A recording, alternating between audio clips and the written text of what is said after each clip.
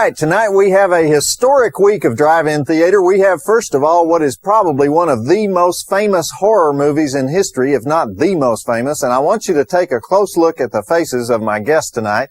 You might not recognize them right away, but when I tell you the title of tonight's movie, I think you will. Night of the Living Dead. This is very exciting for me, because joining me tonight for the 25th anniversary cast reunion of the great Ghoul classic filmed in Pittsburgh, the movie that made zombies what they are in this country today, are 4 of the 5 stars of the picture: Judy O'Day, to my left here, Carl Hardman, howdy, Marilyn Eastman, and Keith Wayne. Now, actually, he was known as Keith Wayne when the picture was made. Today, he is Dr. Keith Hartman, North Carolina chiropractor. Thank you very much. And then we also have with us, and this, by the way, is a world record for the number of guests we're trying to fit on this one set. We have Tom Savini down here at the end, best known as the finest special effects makeup whiz working today. He put the gore in movies like Friday the 13th, Dawn of the Dead, Day of the Dead, Maniac, many other films. But he's with us tonight because he is also a director.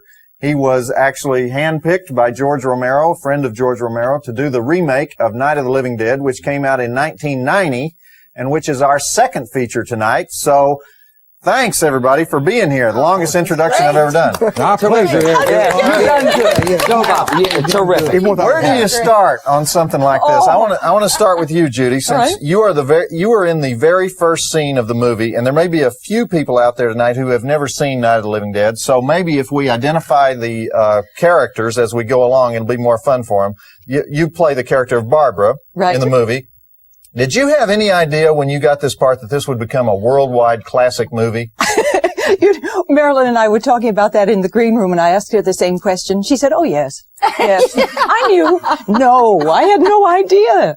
Do people ever recognize you and say, with my short hair? It's long in the movie. It's amazing. They may not recognize right away, but then when somebody mentions it, it's just incredible how many people have seen it, and they're wonderful. Well, it must be thrilling once they realize who you are. It is incredibly. But you were a stage actress for a long time before that. In fact, right? I'm still doing. You had quite a bit of experience and have continued to this day. Yes, my latest role is a 78-year-old Jewish widow I play. Yeah? I do, yeah. And where's that, in Southern California? In Southern California. That's very good. It reminds me of Julie Andrews. And also you work for Hughes Aircraft. I do. I teach executives how to stand up and speak. So it enables me really to use all that wonderful theater that I do. Well, I can tell from your voice that that's your thing, right? That's my Pittsburgh accent. Oh. Okay. Great. Well, made us all sound good. Now, I forgot to say this before. I should mention that the only star that we don't have here tonight is Dwayne Jones, who passed away about 3 years ago. And did you keep up with Dwayne, Judy? He was doing wonderful work in New York. I think he established a black theater there, but he was very, very involved. He also taught at university level. And he was only in his 50s, but he was only about 52. Member of the Actors Studio, terrific actor. Yes. And that was that's too bad. Sorry to bring the tone down, but we needed to mention Dwayne before we go on. Yes. All right, Carl Hardman. You are one of the meanest guys in the history of horror movies. How did you get involved in this thing? Well, I was one of the original investors in the film, and of course, So they said, if you're going to invest money in this movie, you got to save us money and play a part. I'm going to be in it, right? And it was the other way around. You insisted that you're in it. Yeah. Well, when you're unlimited funds, you have to conserve wherever you can, and one of the things that we were able to conserve on was the fact that I was an actor. Well, you were actually a famous child actor, right? I mean, I've read this. You were on a very famous show called Let's Pretend. Going back, doing radio dramas back in New York City. That's true. And so. So it was a natural thing that I should become. Obviously, you don't Harry like to Cooper. talk about it. Okay. That was a long time ago. Yeah. Joe Bob, and it was 4 or 5 years ago anyway. Very unkind of you to mention that. Oh, sorry. Okay. Yeah, man. Marilyn Eastman. Yes. You also have a long history as a stage actress, and you're not only Carl's wife in the movie, but you've been Carl's partner for some years. 30 years. 30 years. Yes. And how did you get involved? Well, Careful. when Leighton Dimage called us and said, we understand the latest project you guys were working on has failed, so you're probably not very busy. And we said, that's right. This was a morning radio show that we were doing, comedy radio show. And we did not sign a renewal contract. So we were just left kind of high and dry. We didn't know what to do. And they said, do you want to make a movie? And we said, sure, we want to make a movie as long as we get parts. And you two had an audio production company in Pittsburgh. Still do, right? And we still do. The same company still exists. Right. And you also did a lot of the ghoul makeup in the movie? Yes. I understand. I did the straight makeup. Ghoul. And you were a ghoul. And I also played a ghoul on days when ghouls were short. For those who haven't seen the movie before, Marilyn is the ghoul who eats the insect. Right, I'm the one at the tree with the hair right down over my face, so that in a close-up people wouldn't realize that it was Helen Cooper, which was the straight part that I played, because that would have been very confusing. I also did the costuming for the ghouls, which just meant rummaging around in everybody's attic and finding clothing. Yeah. And I carried water for the toilet. That was probably one of my best jobs. I was naked with your hair on fire, right? Yes, that was me. And I understand that you're with the you still work with the Civic Light Opera in Pittsburgh. Yes, sometimes I do some roles with CLO. Okay. And I do extra work in movies. There are a lot of movies being made in Pittsburgh these days. Okay, great. Okay. Dr. Hartman. Yes, sir. How could you do it to us? How could you be the most famous guy ever blown up in a George Romero movie and then choose to be a chiropractor instead of an actor? Answer that one, man. Well, God, boy, that's a big question. I'll tell you. In 15 seconds or less. Well, I decided that I wanted to have just a regular life. Yeah. Just to be a regular person. And I was fortunate enough to, when I was entertaining, I met a gorgeous woman who decided to make her life with me. And I have a 14-year-old son and a 12-year-old daughter. And I have about Ronnie. I didn't make you. Oh, Ronnie and the Jesters. No. Yes. You were a nightclub singer at the time that you got this role. Mm-hmm. And what can you tell us about that? Well, the best I can recall is that it was an interesting when they screened me for the film. He's got himself in a box. Yes, I've got myself in a box here, and I can't make myself out of this box. And I'm doing the best I can. Okay, go. I gotta roll. Okay. Anyway, they called me, and I was at the beach, and I was working, and they said, please come up here and do this film. Because we looked at your screen test, and you look good, and we want you to do this movie. And I said, hey, send me the $1,500 and the contract, and I did it. And you ended up being you were telling me earlier. Only paid person. The only person that got paid because these everyone guys, else nobody got no money. Had a piece of the movie, and you just got your money up front. I asked my father, the mill worker. He said, take the money, son. So, and also now I should mention, you have a big emotional scene in the movie, which I understand was written like about 30 minutes before you actually did it, like at 5 a.m. I said, we won't give away the scene, but you don't remember it all, do you? Not at all. You see this. You see these eyes. They're vacant. They're vacant, Joe Bob. They're vacant. Okay. It's true. No, really. Okay. He's right. He's right? Is he right? It's a famous story about the movie. And, or obviously you weren't around the writers at the time. But now, and let me ask you about one more thing. Another person who's not here is Judith Ridley, who played your girlfriend in the movie. Do you ever see Judith? Do you ever know what happened to Judith? I have no idea. Okay. I'd like to see her still again. in Pittsburgh. She's still in Pittsburgh. It would be wonderful. Just like seeing these people again, Joe Bob. For you to bring us together is a real, for me personally, will never be the same. Hey, we're the ones that are thrilled. We're the ones that are thrilled. They closed the hotel after the reunion in the lobby because we made terrible scene, and we mentioned your name a lot. Oh, well, thank you. We said you were responsible for everything that happened. Okay, finally. There was destruction. All right, Keith, all right. Finally, we got Tom Savini. Tom, do you know all these people, by the way? Yes. Already? Yes. Okay. Yes. I just met him, though. Okay, well, we're going to have plenty of time between the two movies to talk more about what went on during the filming of what many consider the greatest horror film ever made. But let me ask you first, Tom, what do you think made this film that we're about to watch such a great flick? Well, there were so many new, at the time, there were new things happening. As you said earlier in the green room, the death of Marilyn by the daughter, child with a trowel. I mean, they hadn't seen anything like that.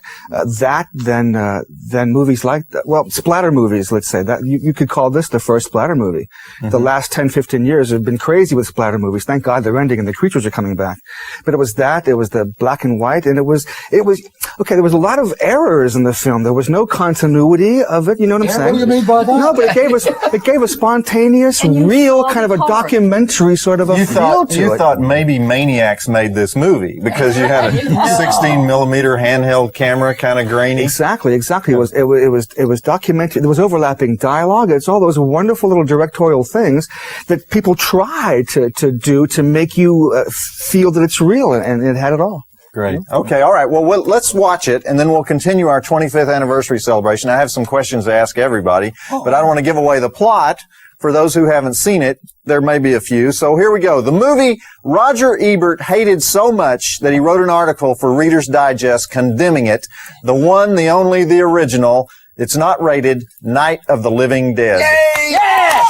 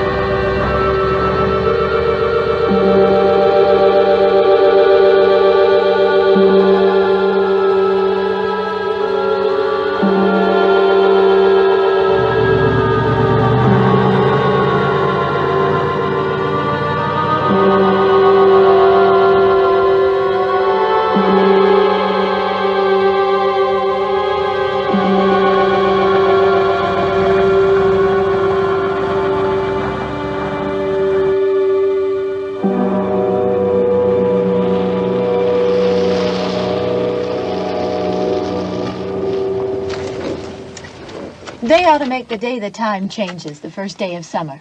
What? Well, it's 8 o'clock and it's still light. A lot of good the extra daylight does us. Now, we've still got a 3-hour drive back. We're not going to be home until after midnight. Well, if it really bugged you, Johnny, you wouldn't do it. You think I want to blow Sunday on a scene like this?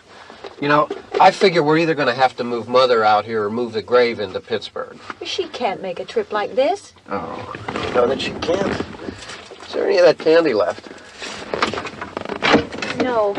Look at this thing. We still remember. I don't. You know, I don't even remember what the man looks like. Johnny, it takes you 5 minutes. Yeah, 5 minutes to put the wreath on the grave and 6 hours to drive back and forth. Mother wants to remember, so we trot 200 miles into the country and she stays at home. Well, we're here, John, all right? Test. We're back on? Oh. Ladies and gentlemen, we're coming back on the air after an interruption due to technical problem.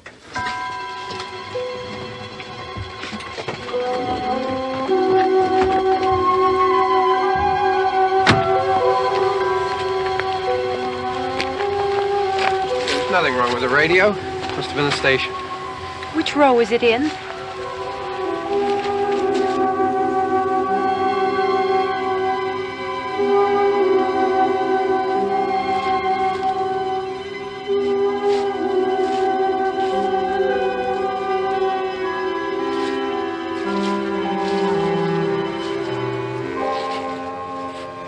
Well, there's no one around.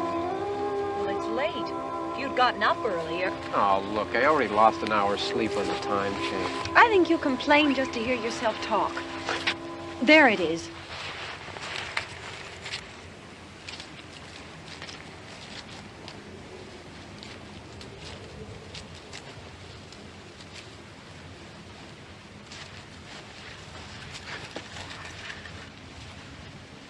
I wonder what happened to the one from last year. Each year we spend good money on these things. We come out here and the one from last year's gone. Well, the flowers die, and the caretaker or somebody takes them away. Yeah, a little spit and polish, you can clean this up. Sell it next year. Wonder how many times we bought the same one.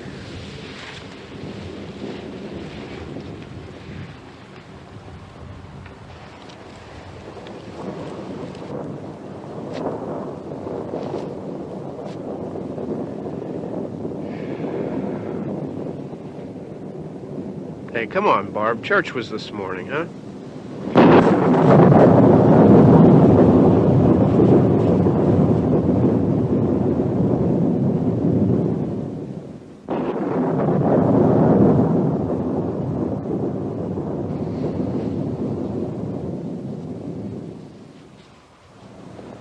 Hey, I mean, praying's for church, huh? Come on. I haven't seen you in church lately. Well, there's not much sense in my going to church. Do you remember one time when we were small, we were out here? It was from right over there. I jumped out at you from behind the tree, and Grandpa got all excited, and he shook his fist at me, and he said, "Boy, you be damned to hell." Remember that? Right over there. Well, you used to really be scared here. Johnny. You're still afraid. Stop it now, I mean it. They're coming to get you, Barbara. Stop it. You're ignorant. They're coming for you, Barbara. Stop it. You're acting like a child. They're coming for you. Look, there comes one of them now. He'll hear you. Here he comes now. I'm getting out of here. Johnny.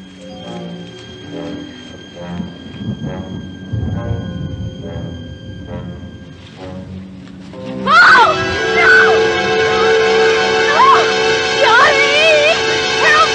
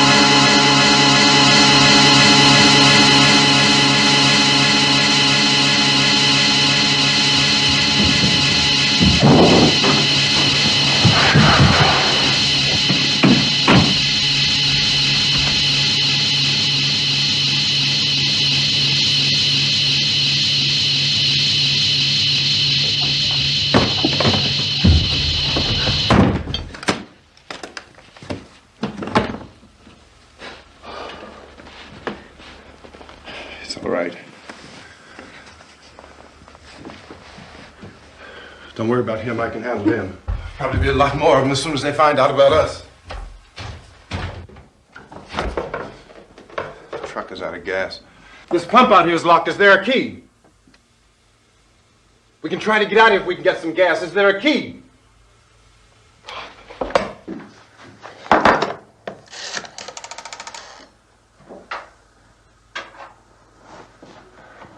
I suppose you've tried this.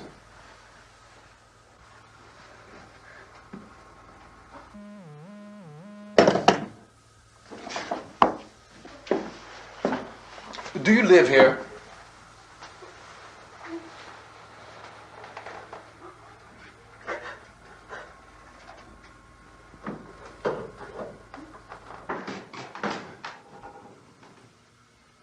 Jesus.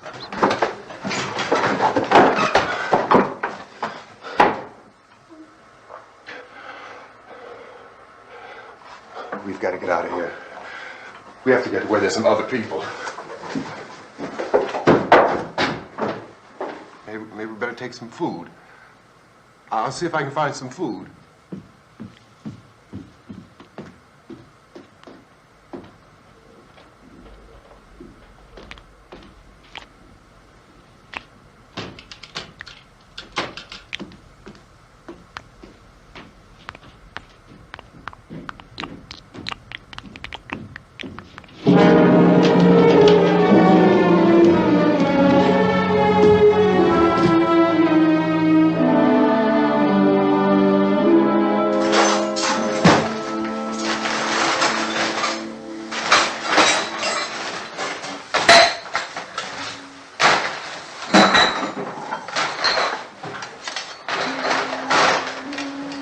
What's happening?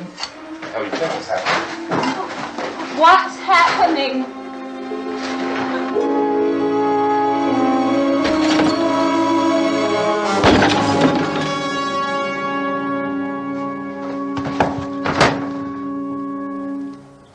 Two of them.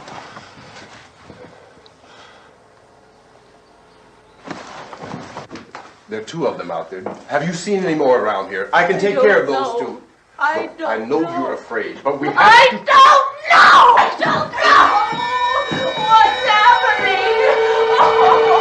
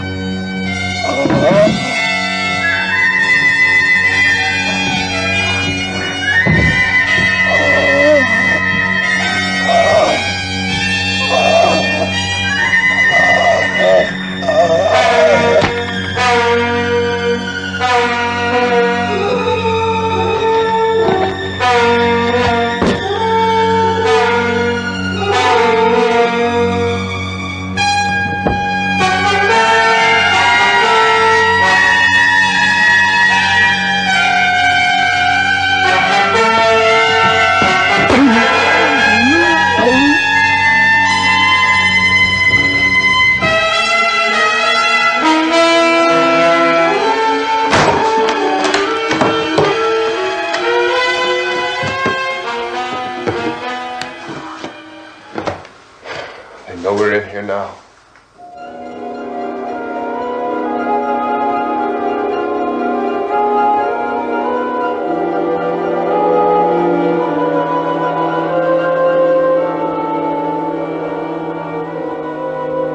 Don't look at it.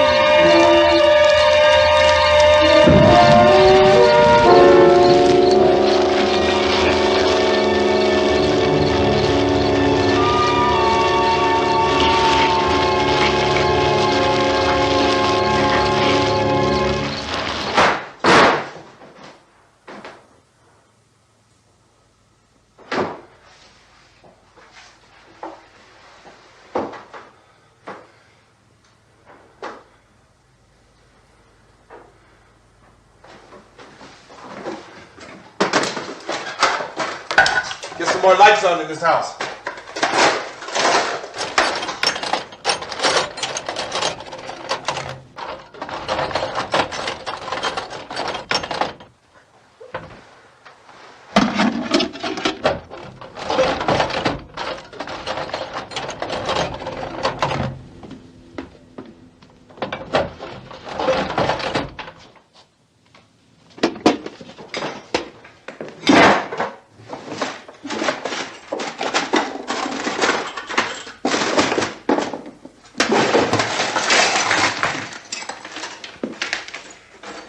Why don't you see if you can find some wood, some boards, something there by the fireplace, something we can nail this place up.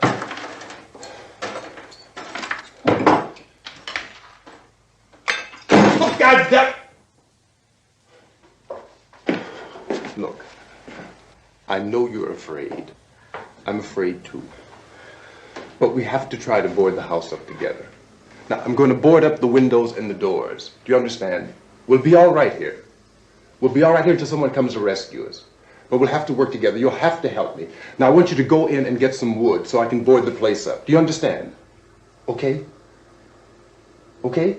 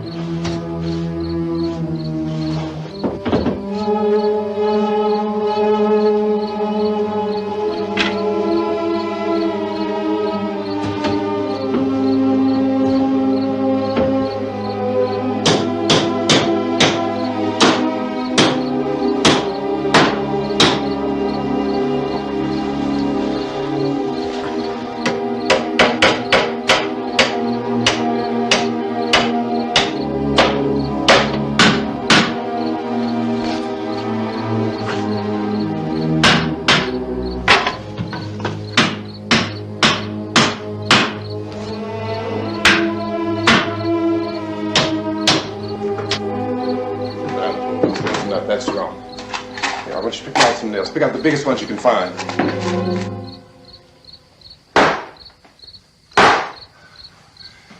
There, this room looks pretty secure. If we have to, we can run in here and board up the doors. Won't be long for those things to be back pounding their way in here. They're afraid now.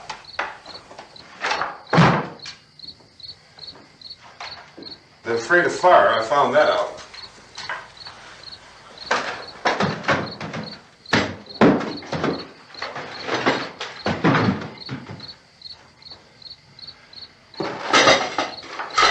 You know a place back down the road called Beekman's Diner?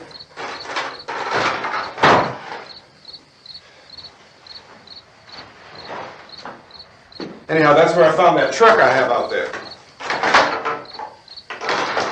There's a radio in the truck. I had jumped in to listen to it when a big gasoline truck came screaming right across the road with there must have been 10, 15 of those things chasing after it, grabbing and holding on. Now, I didn't see them at first. I could just see that the truck was moving in a funny way.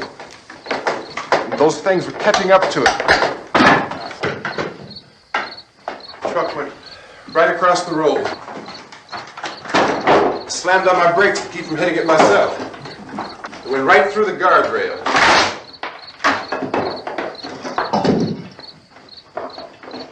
I guess the driver must have cut off the road into that gas station by Beekman's Diner.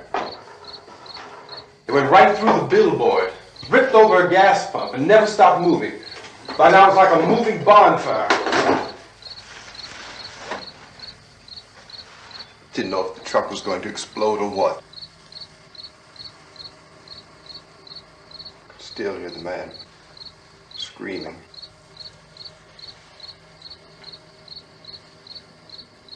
This thing is just backing away from it.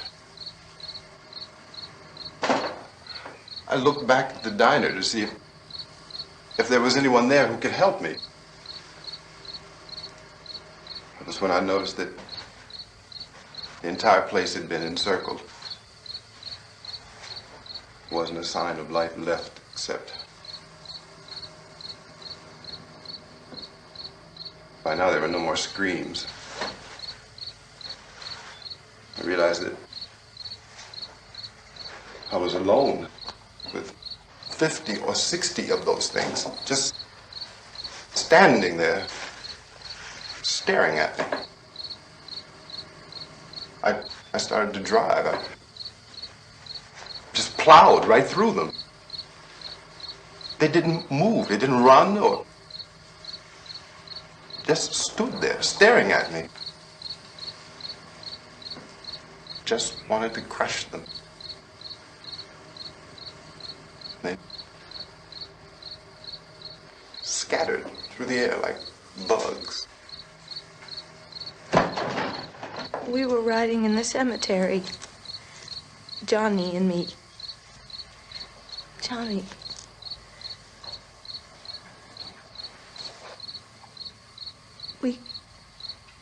We came to put a wreath on my father's grave.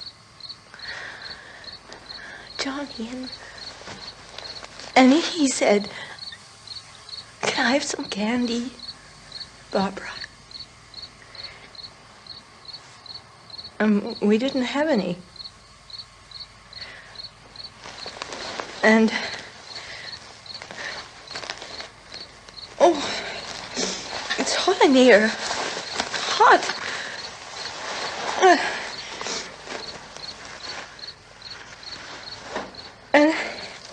And he said, "Oh, it's late. Why did we start so late?" And I said, "Johnny, if you'd gotten up earlier, we wouldn't be late." Johnny asked me if I were afraid. And I said, "I'm not afraid, Johnny." And then this man started walking up the road. He came slowly, and Johnny kept teasing me and saying, "He's coming to get you, Barbara." And I laughed at him and said, "Johnny, stop it." And then Johnny ran away.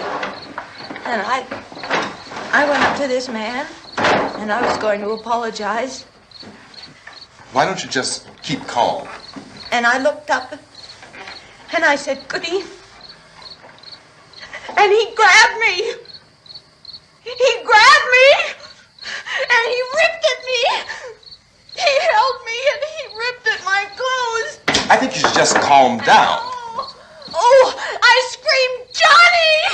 Johnny, help me! Oh, help me!" And he wouldn't let me go. He ripped.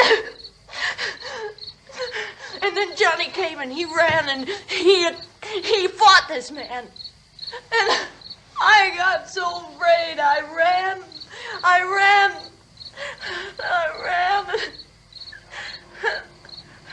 And Johnny didn't come.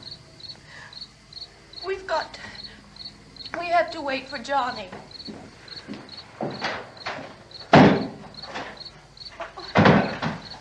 Maybe we better go out and get him. We have to go out and get Johnny. He's out there. Please, don't you hear me? We've got to go out and get him. Please!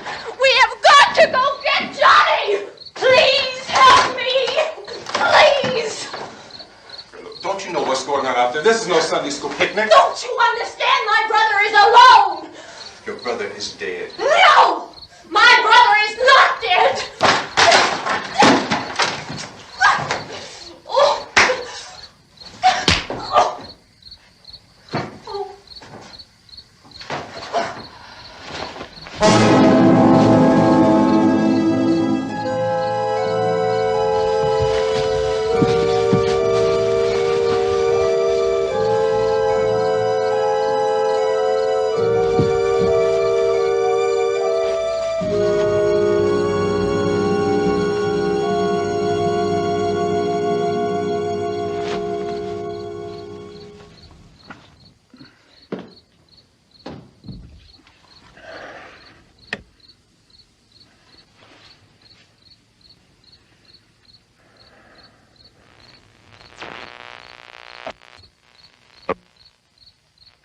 Because of the obvious threat to untold numbers of citizens, and because of the crisis which is even now developing, this radio station will remain on the air day and night.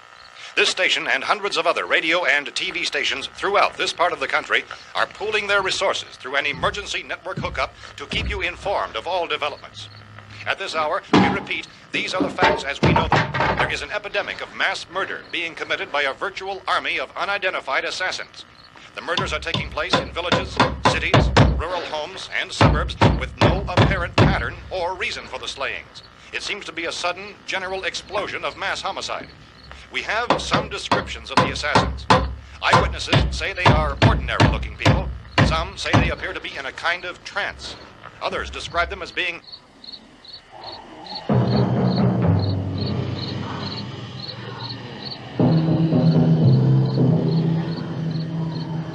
So, at this point, there is no really authentic way for us to say who or what to look for and guard yourself against. Misshapen monsters. Reaction of law enforcement officials is one of complete bewilderment at this hour. So far, we have been unable to determine that any kind of organized investigation is yet underway. Police, sheriff's deputies, and emergency ambulances are literally deluged with calls for help. The scene can best be described as mayhem. Mayors of Pittsburgh, Philadelphia, and Miami, along with the governors of several eastern and midwestern states, have indicated the National Guard may be mobilized at any moment, but that has not happened as yet. The only advice our reporters have been able to get from official sources is for private citizens to stay in their homes behind locked doors. Do not venture outside for any reason until the nature of this crisis has been determined and until we can advise what course of action to take. Keep listening to radio and TV for any special instructions as this crisis develops further. Thousands of office and factory workers are being urged to stay at their places of employment, not to make any attempt to get to their homes. However, in spite of this urging and warning, streets and highways are packed with frantic people trying to reach their families or apparently to flee just anywhere. We repeat, the safest course course of action at this time is simply to stay where you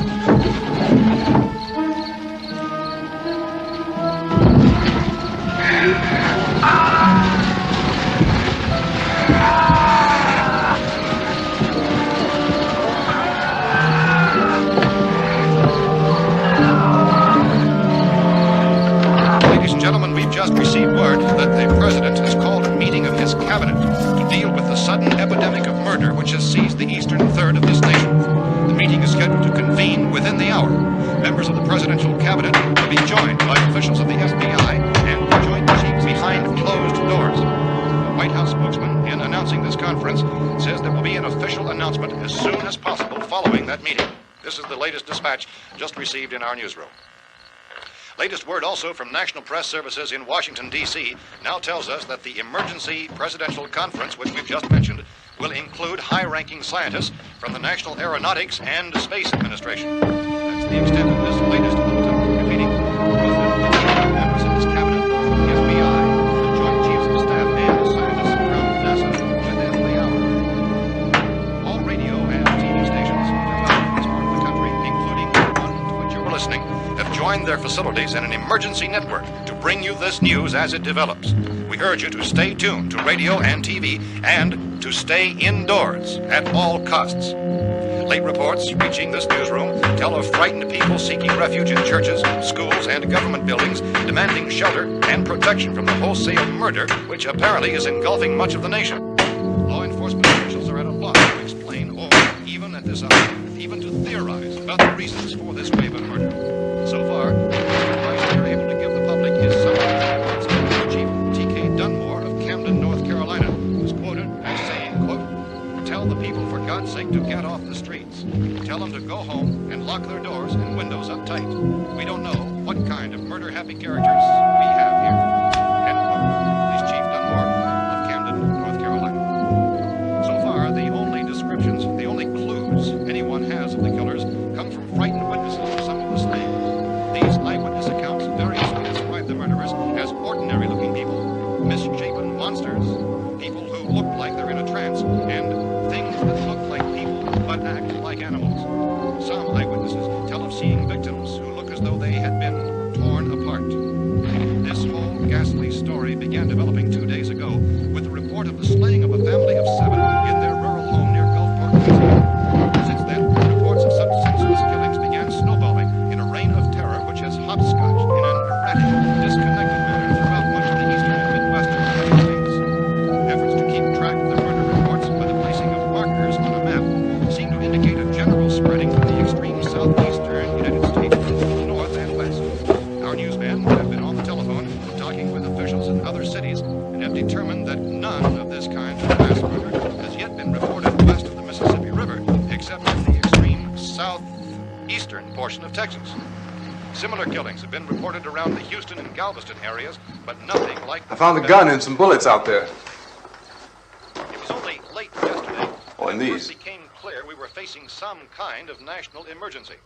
When first reports began filtering in, newsmen and law enforcement agencies were of the opinion This that place is boarded up pretty solid now. in nature. However, as these We ought to be all right here for a while. dramatically, it was soon apparent that We have this the was gun something and more than the bullets. usual run of lawlessness. Food and the radio. Officials began to suspect an obscure kind of conspiracy. Sooner or later, someone's Things as bound to come and get us out.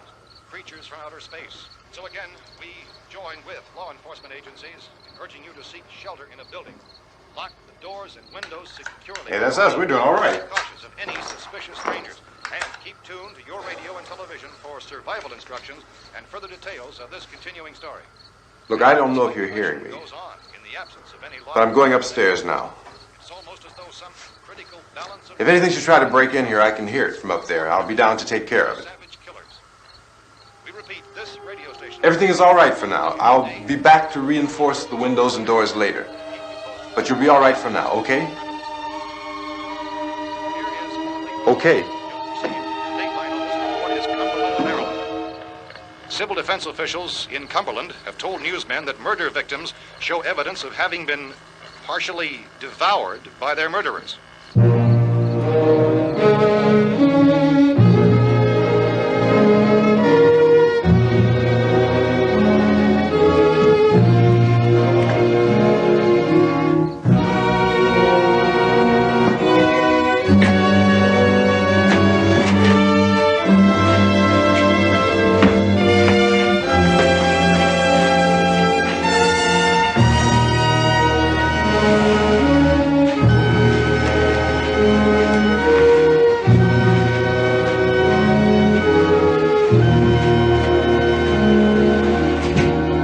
Intelligent reports from witnesses to the effect that people who acted as though they were in a kind of trance were killing and eating their victims prompted authorities to examine the bodies of some of the victims. Medical authorities in Cumberland have concluded that in all cases, the killers are eating the flesh of the people they murdered. Repeating this latest bulletin just received moments ago from Cumberland, Maryland, civil defense authorities have told newsmen that murder victims show evidence of having been partially devoured by their murderers. Medical examination of victims' bodies shows conclusively that the killers are eating the flesh of the people they kill. And so this incredible story becomes more ghastly with each report. It's difficult to imagine such a thing actually happening, but these are the reports we have been receiving and passing on to you, reports which have been verified as completely as is possible in this confused situation. It is happening, and it would appear that no one is safe from this wave of mass murder.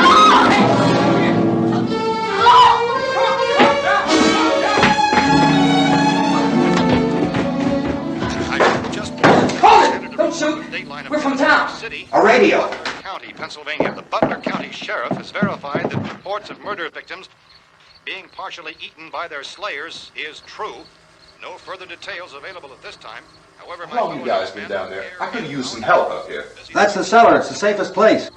You mean you didn't hear the racket we were making up here? How were we supposed to know what was going on? Could have been those things for all we knew. That girl was screaming. Sure, you must know what a girl screaming sounds like. Those things don't make any noise. Anybody would know somebody ever needed help. Look, it's kind of hard to hear what's going on from down there. We thought we could hear screams, but for all we knew, that could have meant those things were in the house afterward. And you wouldn't come up and help? Well, if there were more... The racket sounded like the place was being ripped apart. How were we supposed to know what was going on? Now, wait a minute. You just got finished saying you couldn't hear from down there. Now you say it sounded like the place was being ripped apart. It would be nice if you get your story straight, man. All right, now you tell me. I'm not going to take that kind of a chance when we got a safe place. We luck into a safe place, and you're telling us we got to risk our lives just because somebody might need help, huh? Yeah, something like that. All right, why don't we settle this? Look, mister, we came up. Okay, we're here. Now I suggest we all go back downstairs before any of those things find out we're in here. They can't get in here. You got the whole place boarded up? Yeah, most of it. All but a few spots upstairs. They won't be hard to fix. You're insane. The cellar's the safest place. I'm telling you, they can't get in here. And I'm telling you, those things turned over our car. We were damn lucky to get away at all. Now you tell me those things can't get through this lousy pile of wood? His wife and kids downstairs. The kid's hurt. Well, I still think we're better off up here. We could strengthen everything up, Mr. Cooper. With all of us working, we could fix this place up in no time. We have everything we need up here. We can take all that stuff downstairs with us. Man, you're really crazy, you know that? You got 1,000,000 windows up here. All these windows, you're gonna make them strong enough to keep these things out, huh? I told you those things don't have any strength. I smashed 3 of them and pushed another one out the door. Did you hear me when I told you they turned over our car? Oh, hell, any good 5 men can do that. That's my point. Only there's not going to be 5 or even 10. There's going to be 20, 30, maybe 100 of those things. And as soon as they know we're here, this place is going to be crawling with them. Well, if there are that many, they'll probably get us wherever we are. Look, the cellar. The cellar, there's only one door, right? Just one door, that's all we have to protect. Tom and I fixed it so it locks and boards from the inside. But up here, all these windows, why, we'd never know where they were going to hit us next. You got a point, Mr. Cooper. But down in the cellar, there's no place to run to. I mean, if they did get in, there'd be no back exit. We'd be done for. We can get out of here if we have to. And we got windows to see what's going on outside. But down there with no windows, if a rescue party did come, we wouldn't even know it. But the cellar is the strongest place. The cellar is a death trap. I don't know, Mr. Cooper. I think he's right. You know how many's out there? I don't know. Maybe 6 or 7. Look, you two can do whatever you like. I'm going back down to the cellar, and you better decide. Because I'm going to board up that door, and I'm not going to unlock it again no matter what happens. Now, wait a minute, Mr. Cooper. No, I'm not going to wait. I've made my decision, now you make yours. Now, wait a minute. Let's think about this. We can make it to the cellar if we have to. And if we do decide to stay down there, we'll need some things from up here. So let's at least consider this a while. If you box yourself in this cellar and those things get in the house, you've had it. At least up here you have a fighting chance. Yeah, it looks like about 8 or 10 out there now. It's more than there were. There are a lot out back, too. So far, the best advice there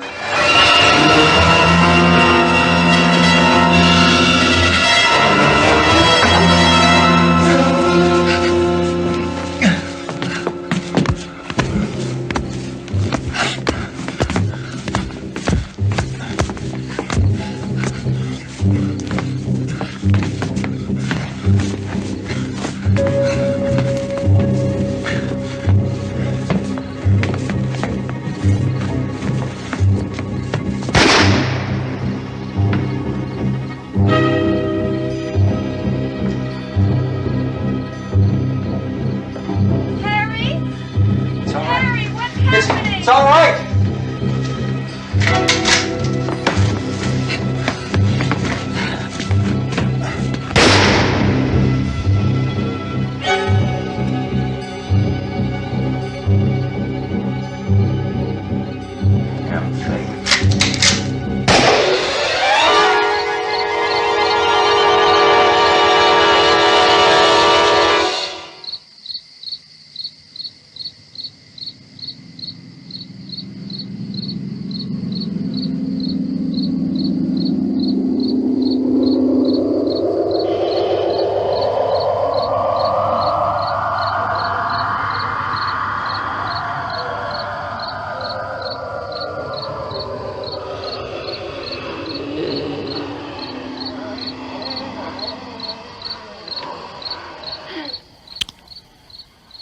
We gotta fix these boards. You're crazy. Those things are going to be at every window and door in this place. We've got to get down into the cellar. Go down in your damn cellar. Get out of here! I'm taking the girl with me. You leave her here. Keep your hands off her. And everything else that's up here, too. Because if I stay up here, I'm fighting for everything up here. And the radio and the food is part of what I'm fighting for. Now, if you're going down the cellar, get. The man's insane. He's insane. We've got to have food down there. We've got a right. This is your house. We've got a right. You going down there with him? Well, yes or no? This is your last chance. No beating around the bush. Listen, I got a kid down there. She can't possibly. I couldn't bring her up here. She can't possibly take all the racket and those things smashing through the windows. Well, you're her father. If you're stupid enough to go die in that trap, that's your business. However, I am not stupid enough to follow you. It is tough for the kid that her old man is so stupid. Now, you get the hell down in the cellar. You can be the boss down there. I'm boss up here. You bastards. You know, I won't open this door again. I mean it. Mr. Cooper, with your help, we could... With my help. Let him go, man. His mind is made up. Just let him go. Wait a minute. Judy, come on up here, honey.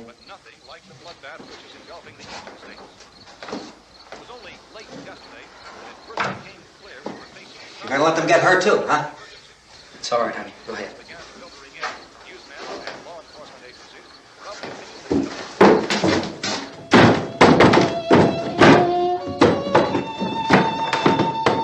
If we stick together, man, we can fix it up real good. There's lots of places we can run to up here.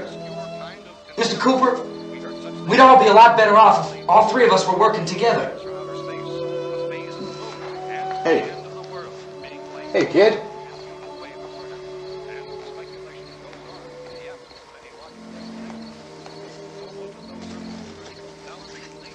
He's wrong, you know. I'm not boxing myself in down there. We repeat, this radio station will remain on the air day and night. Well, we're safe now. It's boarded up tight. What about Tom and Judy? They want to stay up there, let them. There are two other people upstairs, a man and a girl. We heard the screaming. Yeah, but I didn't know who they were, and I wasn't about to take any unnecessary chances. Of course not, Harry.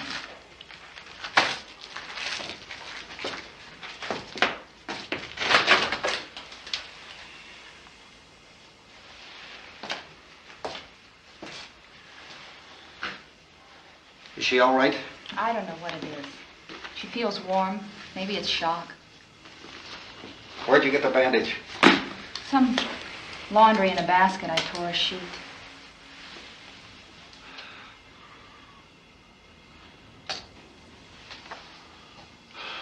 Let them stay upstairs. Let them. Too many ways those monsters can get in up there. We'll see who's right. We'll see when they come begging me to let them in down here.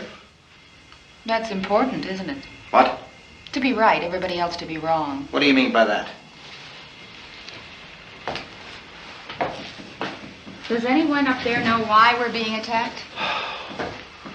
Whatever it isn't just happening here. It's some kind of mass murder. It's going on everywhere. The radio said to stay inside. Radio? Radio upstairs. I heard a news bulletin. There's a radio upstairs and you boarded us in down here? I know what I'm doing. What did it say? Nothing. Nothing. They don't know anything yet. There's mass murder everywhere and people are supposed to look for a safe place to hide. Take the boards off that door. We are staying down here, Helen. Harry, that radio is at least some kind of communication. If the authorities know what's happening, well, they'll send people for us so they tell us what to do. How are we going to know what's going on if we lock ourselves in this dungeon?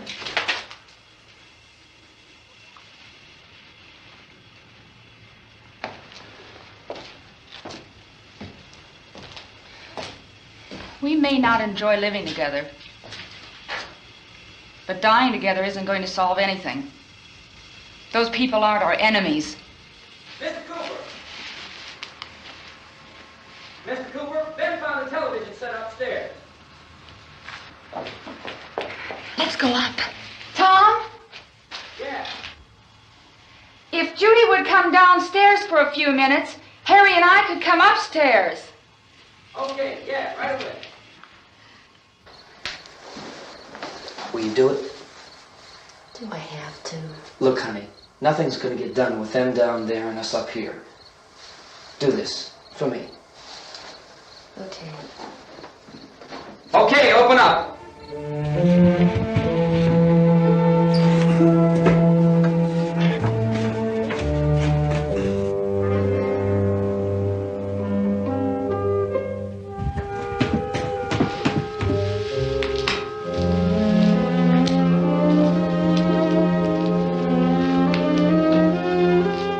I'll take good care of her, Helen. She's all I have. Why don't you go upstairs now?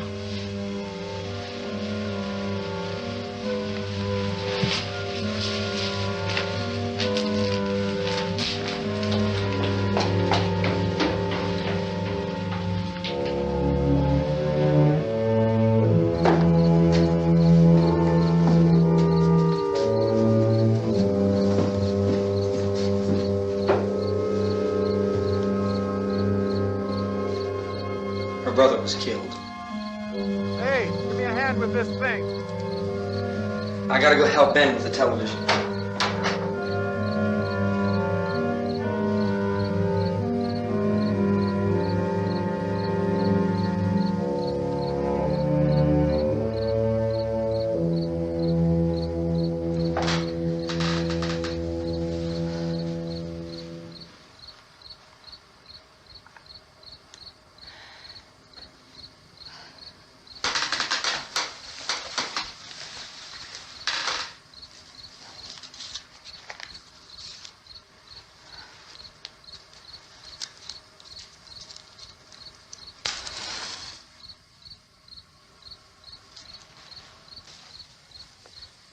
Don't be afraid of me.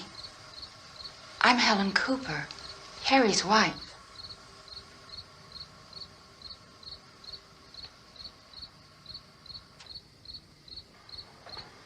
This place is ridiculous. Look at this. There's a million weak spots up here. Give me one of those.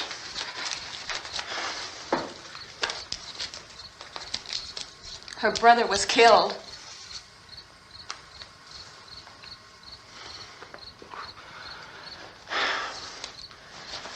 And they talk about these windows. I can't see a damn thing. There could be 15 million of those things out there. That's how much good these windows are. Why don't you do something to help somebody?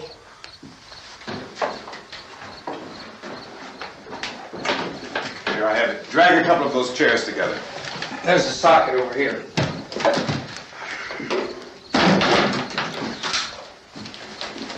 You better watch this and try to understand what's going on. I don't want anyone's life on my hands. Is there anything I can do to help? I don't want to hear any more from you, mister. If you stay up here, you take orders from me. And that includes leaving the girl alone. It's on, it's on. There's no sound. Play with the rabbit ears. Reports, incredible as they seem, are not the results of mass hysteria. Mass hysteria. What do they think? We're imagining all this? Shut up! In all parts of the country. The wave of murder which is sweeping the eastern third of the nation is being committed by creatures who feast upon the flesh of their victims.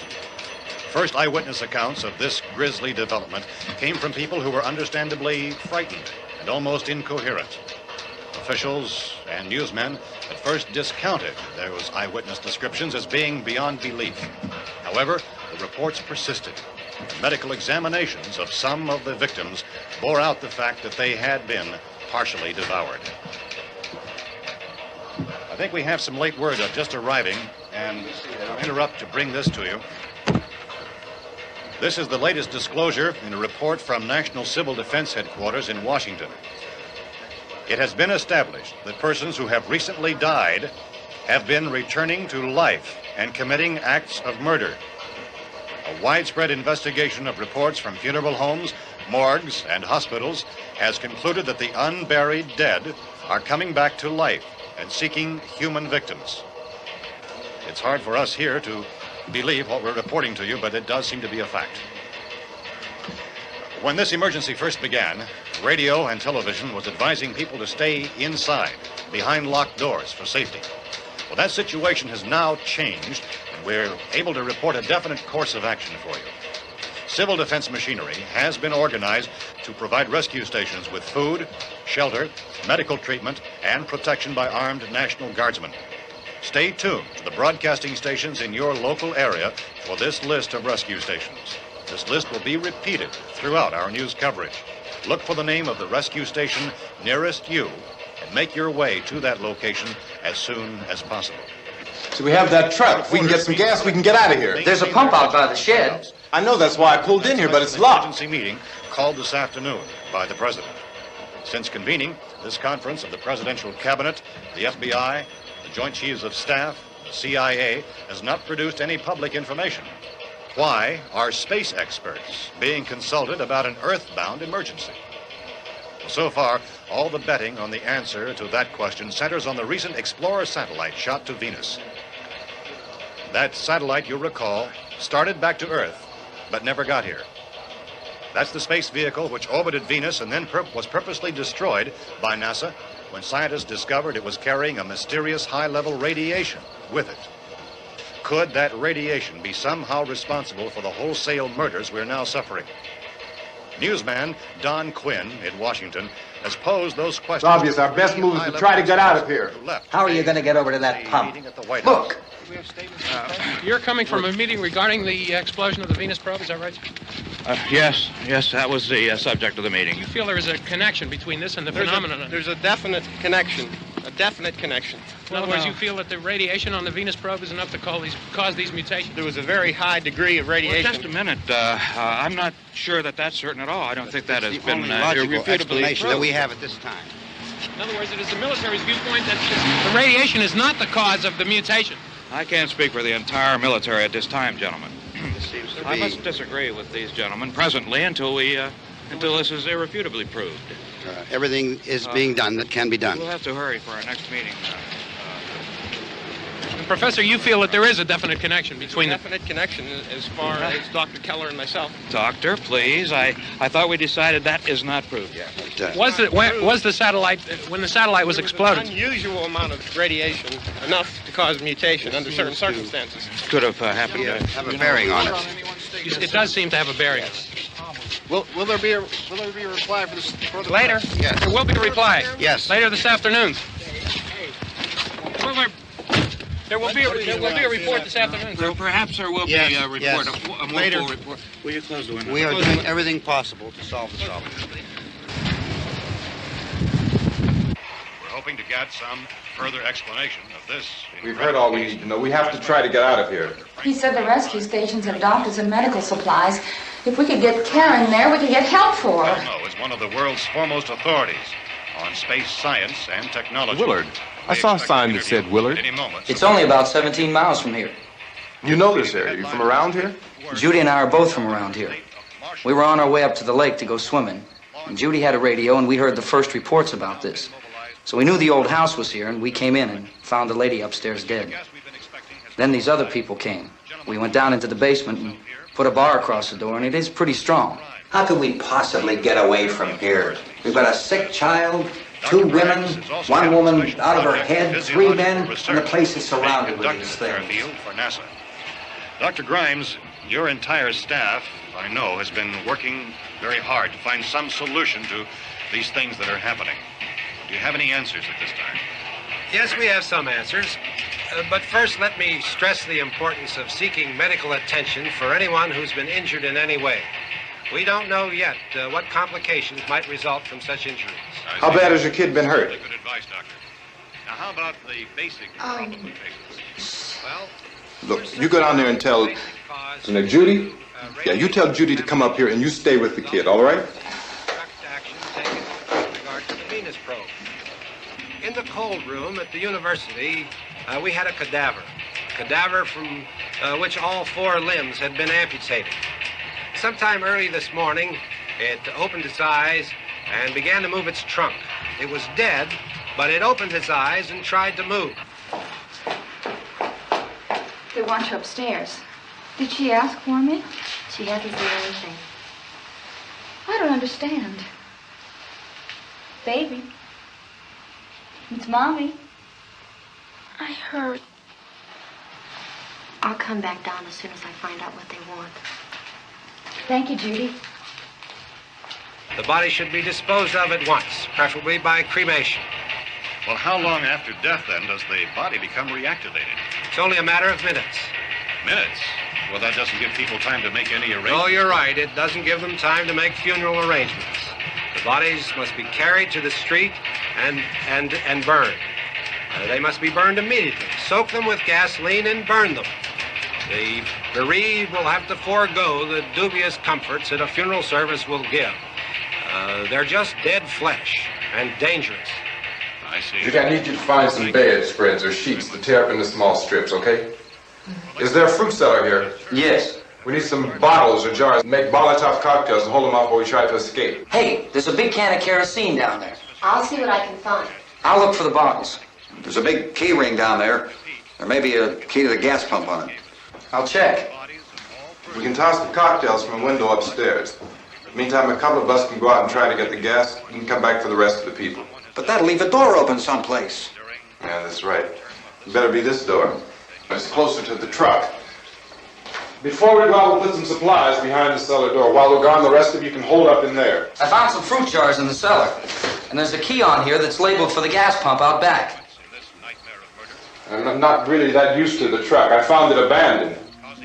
I can handle the truck, no sweat. You're it, then. You and I'll go.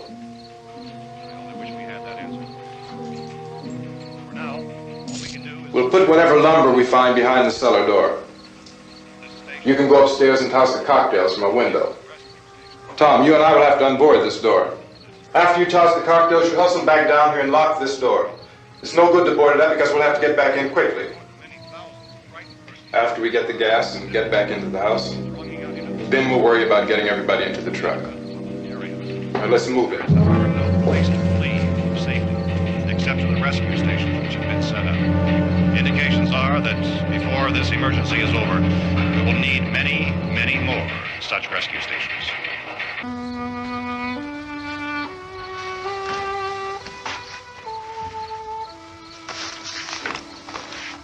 You always have a smile for me. How can you smile like that all the time? How many do you have done? Come on, honey, we gotta move. Tom, are you sure about the phone? The phone is dead out. All you get is a recorded message. If I could only call the folks.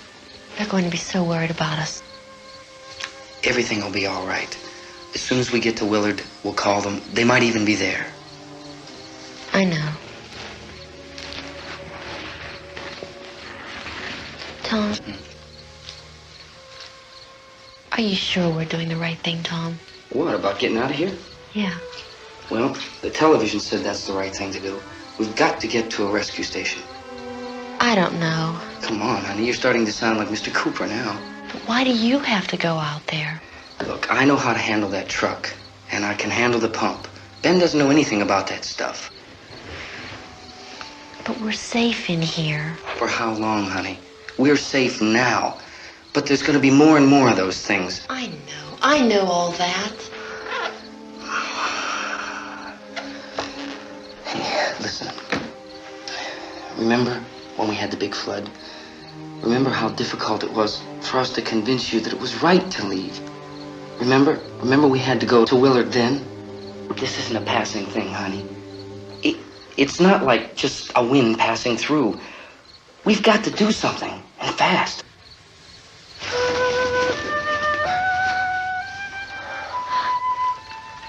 I just don't want you to go out there, that's all. Hey, Smiley. Where's that big smile for me? Boy, you're showing no use at all, aren't you? We've got work to do, honey. And you...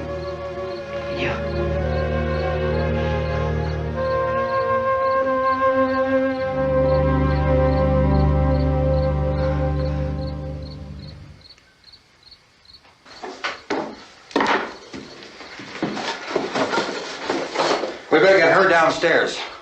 We have to go downstairs now, Barbara. She's right. You have to go downstairs now, just for a little while, until we get back. Then we can all leave. Oh, I'd like to leave. Yes.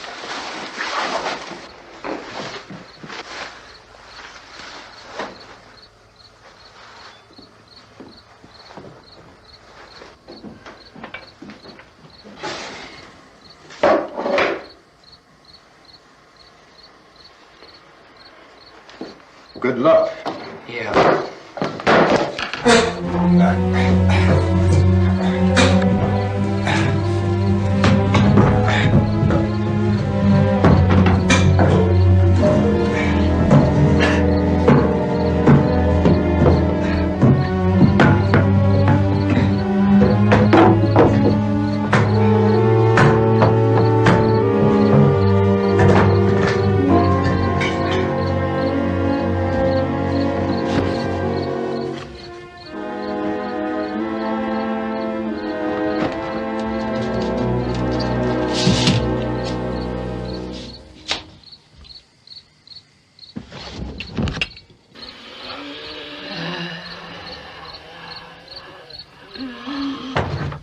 You ready upstairs? Yeah. Okay, toss them.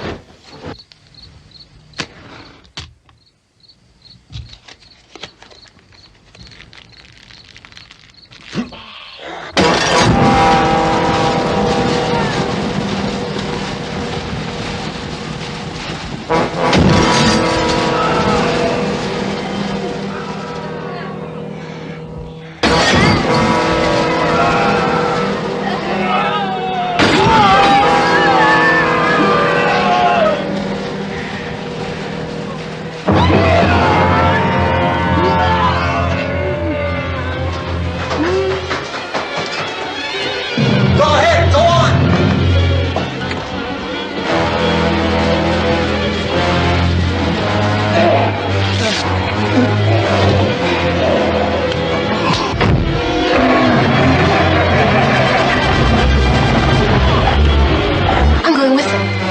Get back in the cellar. I'm going. It's too late. It's too late.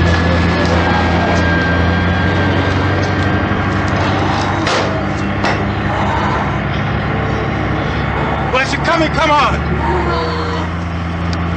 Get in.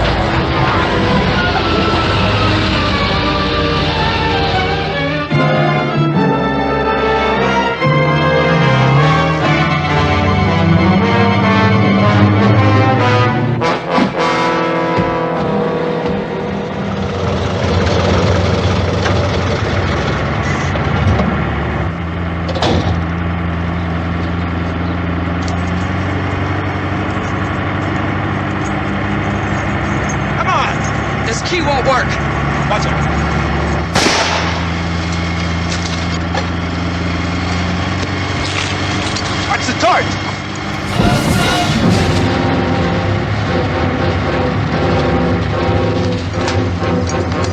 Gotta get away from the pump!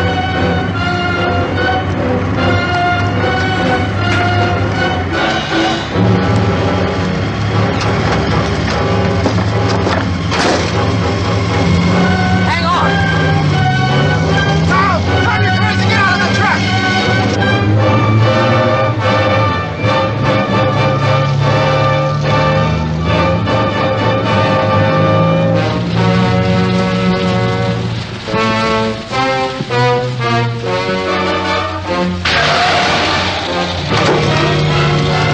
Let's get out of here! Come on, come on! My jacket's caught.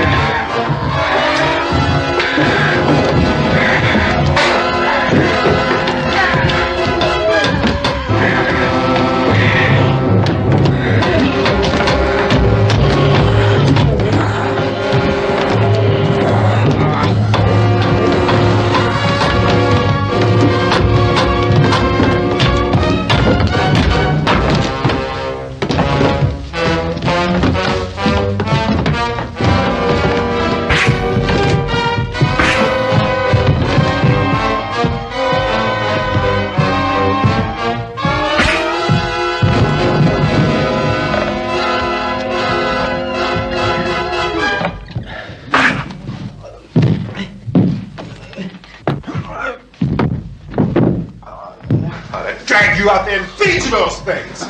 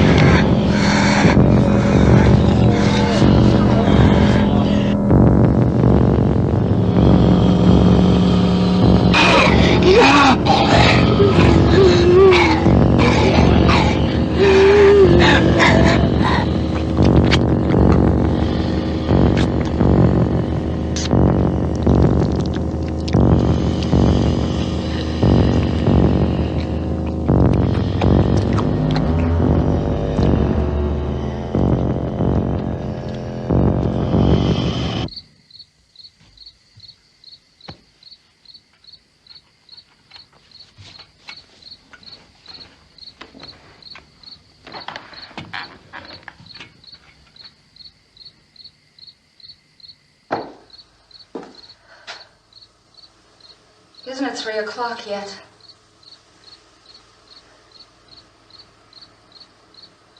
There's supposed to be another broadcast at 3 o'clock. 10 minutes. Oh, only 10 more minutes? We don't have very long to wait. we can leave. Well, we better leave soon. It's 10 minutes to 3.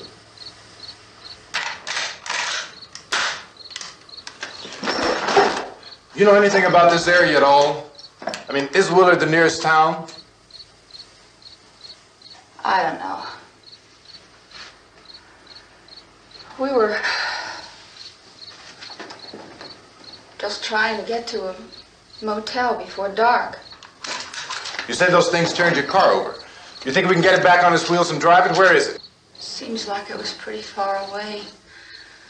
Seems like we ran. Forget it. It's at least a mile. Johnny has the keys. You're gonna carry that child a mile through that army of things out there? I can carry the kid. What's wrong with her? How'd she get hurt? One of those things grabbed her. Bit her on the arm. What's wrong? Who knows what kind of disease those things carry? Is she conscious? Barely. She can't walk. She's too weak. Well, one of us could try to get to the car. You gonna turn it over by yourself? You can't start the car. Johnny has the keys.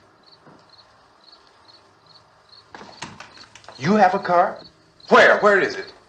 You won't be able to start it. Yeah, I know. But where is it?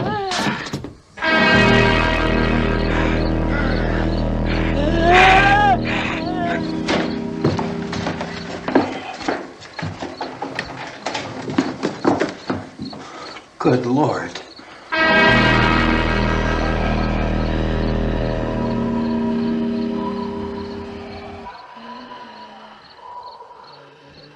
Being monitored closely by scientists at all the radiation detection stations. At this hour, they report the level of the mysterious radiation continues to increase steadily. So long as this situation remains, government spokesmen warn that dead bodies will continue to be transformed into the flesh-eating ghouls. All persons who die during this crisis, from whatever cause, will come back to life to seek human victims unless their bodies are first disposed of by cremation. Our news cameras have just returned from covering such a search and destroy operation against the ghouls, this one conducted by Sheriff Conan McClellan in Butler County, Pennsylvania. So now let's go to that film report. All law enforcement agencies and the military have been organized to search out and destroy the marauding ghouls. The Survival Command Center at the Pentagon has disclosed that a ghoul can be killed by a shot in the head or a heavy blow to the skull. Officials are quoted as explaining that since the brain of a ghoul has been activated by the radiation, the plan is kill the brain and you kill the ghoul. Want anything from the supply wagon, Gus? No, we're all right. Hey, Cass, put that thing all the way in the fire. We don't want it getting up again. All right, I got you. Chief McClellan, how's everything going? Oh, things aren't going too bad. Men are taking it pretty good. You want to get on the other side of the road over there? Chief, do you think we'll be able to defeat these things? Well, we killed 19 of them today right in this area. Those last 3 we caught trying to claw their way into an abandoned shed. They must have thought somebody was in there. There wasn't, though. We heard them making all kind of noise. We came over and beat them off, blasted them down. Chief, as soon as you're finished, can I see you here? Yeah, okay. Chief, if I were surrounded by 6 or 8 of these things, would I stand a chance with them? Well, there's no problem. If you had a gun, shoot them in the head. That's a sure way to kill them. If you don't, get yourself a club or a torch. Beat them or burn them. They go up pretty easy. Well, Chief McClellan, how long do you think it will take you until you get the situation under control? Well, that's pretty hard to say. We don't know how many of them there are. We know when we find them, we can kill them. Are they slow-moving, Chief? Yeah, they're dead. They're all messed up. Well, in time, would you say you ought to be able to wrap this up in 24 hours? Well, we don't really know. We know we'll be into it most of the night, probably into the early morning. We're working our way toward Willard, and we'll team up with the National Guard over there, and then we'll be able to give a more definite view. Thank you very much, Chief McClellan. This is Bill Cardill, WIC TV 11 News. Thank you, Bill, for that report. Official spokesman declined to speculate just how long it may take to kill off all the flesh eaters, so long as the heavy rain...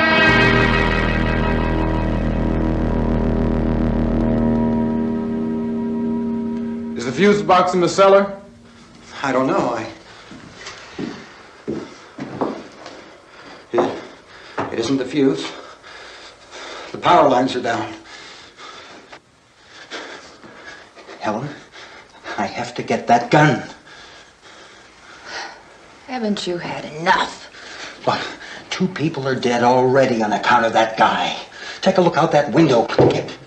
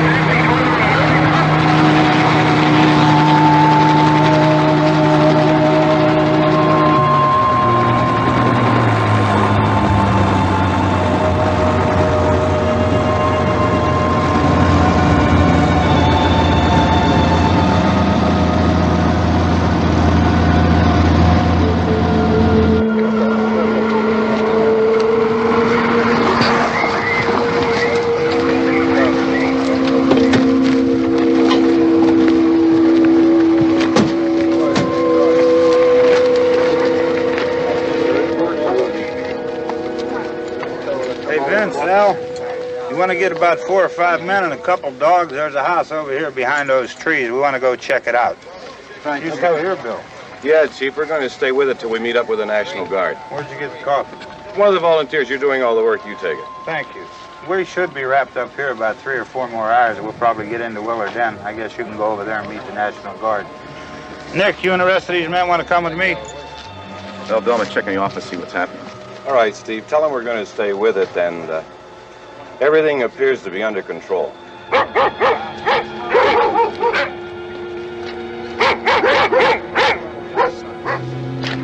going outside.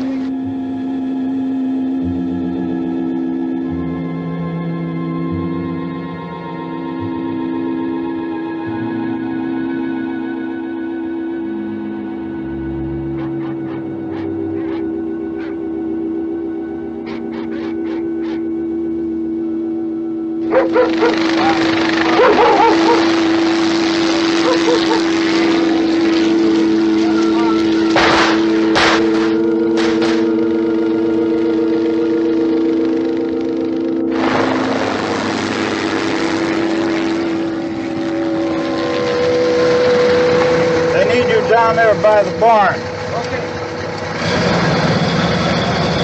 I'm going to guys can follow the wagon down. I only need a few men to check out the house. Somebody had a cookout here, Vince. Yeah, sure looks like it, Cal.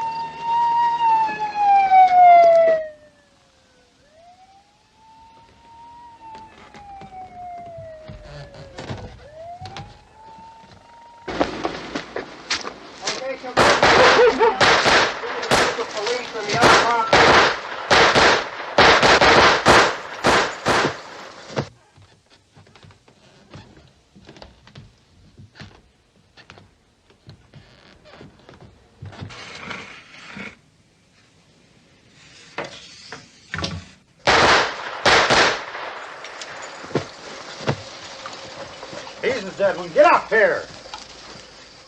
Nick, Tony, Steve, you want to get out in that field and build me a bonfire?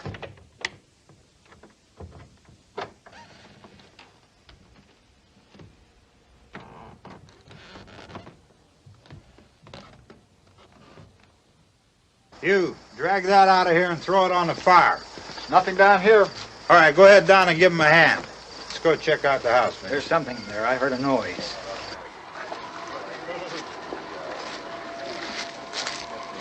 All right, Vince, hit him in the head, right between the eyes. Good shot. Okay, he's dead. Let's go get him. That's another one for the fire.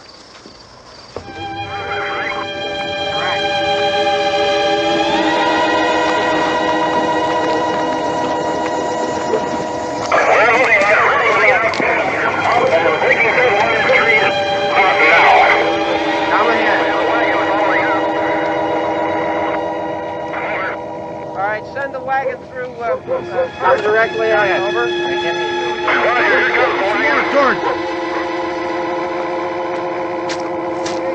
Keep those dogs back off of those things.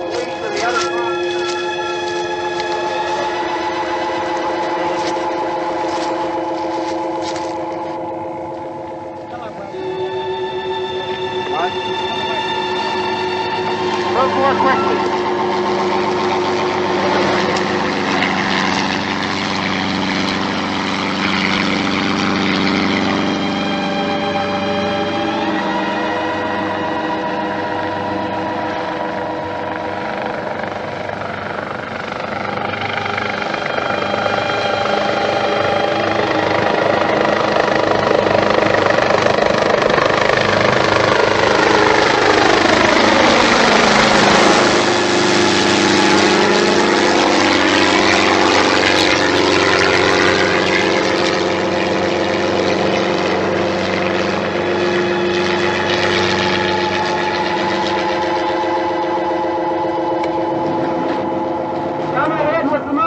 Please. Let's go back there. That's the way. Hey, Randy, light these torches over here. People in the back. We're in the back.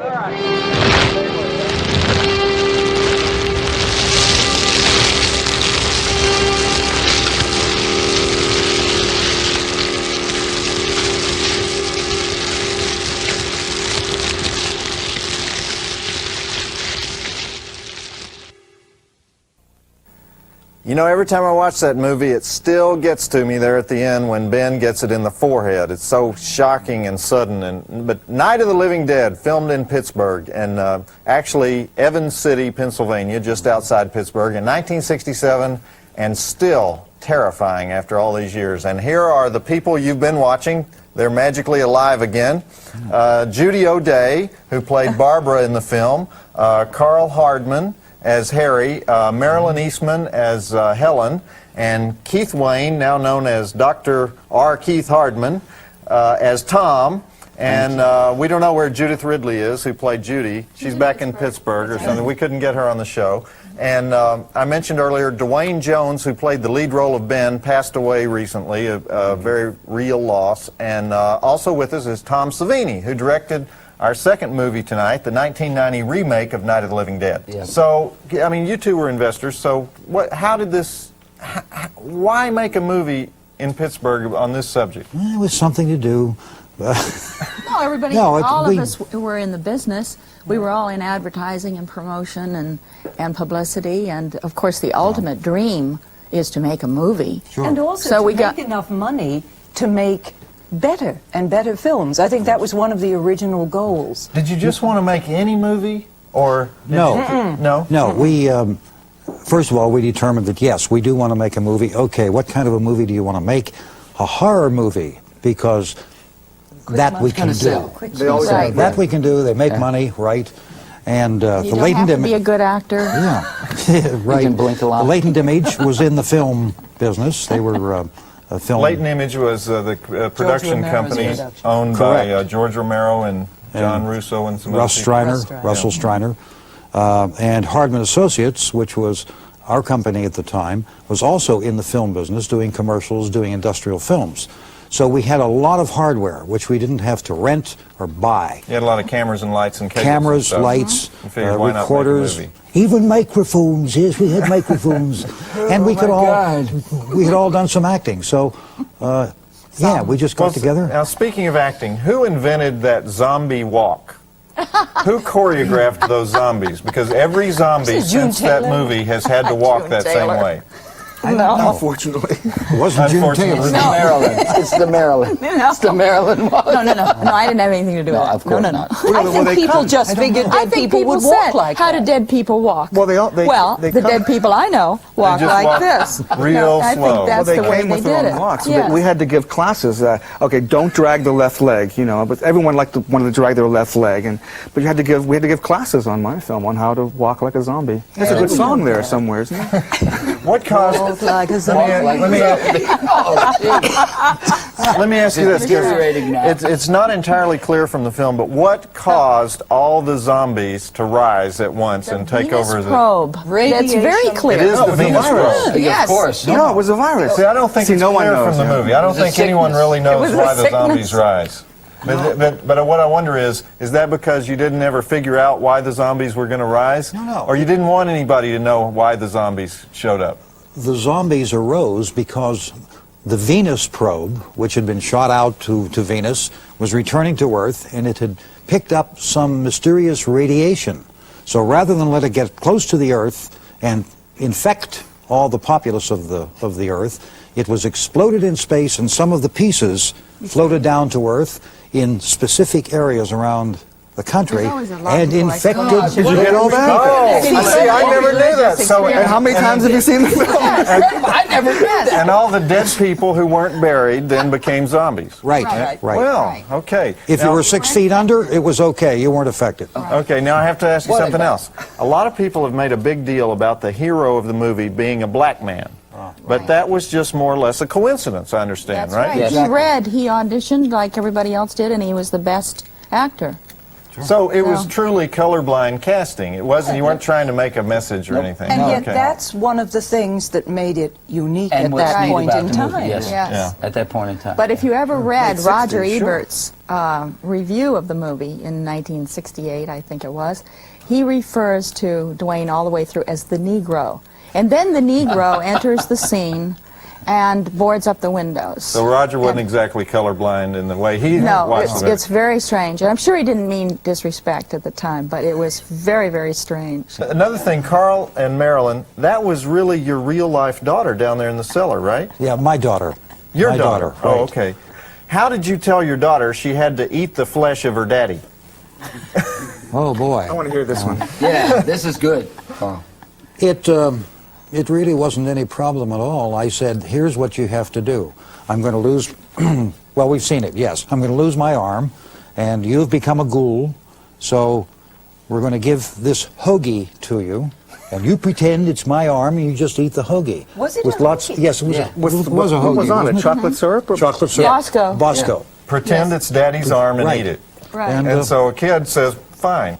Because on the set, it was Bosco syrup, Yeah. and there was laughter and fun. And it was Mom and Dad and everybody. Yeah. In fact, she loved it no, when, remember when Dwayne pulls the dead woman, corpse? The skull that we see? At the top of the steps. And pull the corpse away. Yeah. She lay down on the That's floor, right. we covered her with the carpet, and we pulled her away.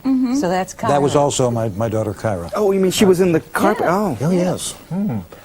Okay, So- Keith, Yes. do your patients think you're famous?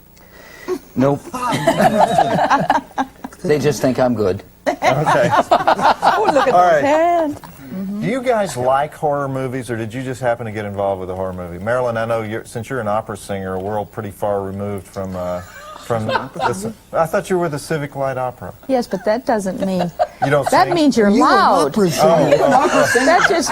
Sing for us. You gotta be loud. You know, that doesn't mean you can sing. Well, you don't. I'll put it this way: you sing. don't strike me as a horror movie fan. Oh, yes, I was. You were? I was. Okay. Although now they're too strong for me. I mean, now, it isn't that they frighten me that much. It's, I just don't care about them as much now. But I never figured that Living Dead would be so frightening. And I had a couple of unsettling experiences with that. Because even after it was released, I didn't find it that frightening.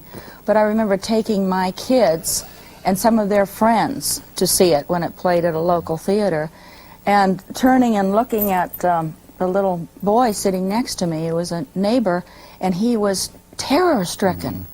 And I felt so bad because I had brought him to see this, and I didn't really expect it to have that effect on But he probably got home and said, "Mom, I was terror-stricken. It was neat." I don't know. But he was genuinely afraid. But that's exactly the kind of reaction my children had. And they looked at me and they said, "Dad, I can't believe it. This happened to you, didn't it?" I said, "No, that's a film." They thought it was reality. Yes, yes, they did when they first. I mean, they were younger when they first saw it, not 14 and 12, but you know. Well, my daughter is 7, and every time we go to see a horror movie like Dracula, she wants to go back like 2 or 3 times, and we'll sit there, and she's 7, and she'll go, "Oh no, that's gelatin, right? Now, is that human hair or yak hair?" Well, growing up in your house, exactly. Sure. You know what my kid said? My kid said, "Mom, when he knocked you out, you crossed your eyes." That's what they said. So, did this movie change your lives in a way? Oh, yes. Yes? Yes, I think so. How? It's, No, that's your question. oh, Joe Bob. how? Oh, how? To say how, Joe Well, Bob. you told me you didn't make that much money off of the movie, right? No, that's for sure. But there must be. I mean, here 25 years later, people still want to see this movie over and over again. There must be some effect on you. Well, your names will always be synonymous. Yes, it's our little slice of immortality, if you will. Yes. You got it. Every time I do a theatrical show, and in the credits, they'll put Night of the Living Dead, people react to See, that. and you still have that. For me, it's just, that was a form of life. Well, where are you in North Carolina? Right outside of Raleigh, North Carolina. Hey, Cary. we're on TV there. Now Cary. they're not going to leave you alone after this. Yeah. Okay, well, listen, I want to thank everybody for being here. This has been a great thrill for me. Y'all hang in there. Make another one. We need more Pittsburgh movies. Yes, we're trying. Ready Believe me. to do it, Igor. I'm ready. Next week on Drive-In Theater, which is Christmas weekend, by the way, we'll have a couple of excellent pictures from Full Moon Entertainment. Actually, two of the best ones that Full Moon has ever made. Doll Man, a comic action fantasy starring Tim Thomerson as a super cop from the planet Arturos, who travels 10,000 light years by mistake and lands in the South Bronx. And our second feature is The Pit and the Pendulum, the Stuart Gordon version, with Lance Henriksen as Torquemada, the impotent religious zealot and torturer, both 4-star movies, so check them out with us. This is Joe Bob Briggs and the cast of Night of the Living Dead and the director of Night of the Living Dead remake, 1990, reminding you that the drive-in will never die. Absolutely. No way. Yes. Yes. Let's see.